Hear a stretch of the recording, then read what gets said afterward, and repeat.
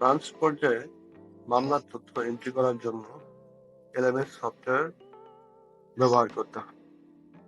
LMS software ব্যবহারের জন্য আমরা প্রথমে গুগল ক্রোম ব্রাউজারে গিয়ে lms.ashabd.org এই অ্যাড্রেসটি লিখব।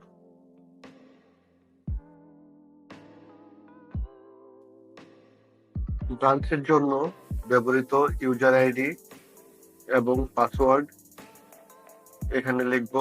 লেখার পর লগইনে ক্লিক করব।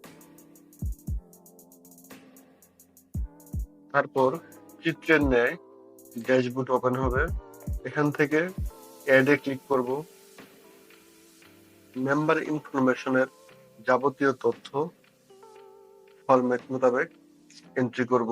অবশ্যই কোনো কলাম ফাঁকা রাখা যাবে না। সকল কলামের তথ্য সঠিকভাবে পূরণ করতে হবে। কোনো তথ্য বাকি থাকলে পরবর্তী কলাম ওপেন হবে না। তাই সকল তথ্য এমস মোতাবেক এন্ট্রি করতে হবে। চিত্র অনুযায়ী প্রথমে সঠিক ব্রাঞ্চটি নির্বাচন করুন। ব্রাঞ্চ খুঁজে পেতে প্রথমে ডিভিশন, এরপর জেলা এবং অঞ্চল সিলেক্ট করা হলে কাঙ্ক্ষিত ব্রাঞ্চের নাম পাওয়া যাবে। ফর্মে উল্লেখিত ঘরে সদস্যের সকল তথ্যসমূহ এন্ট্রি করুন।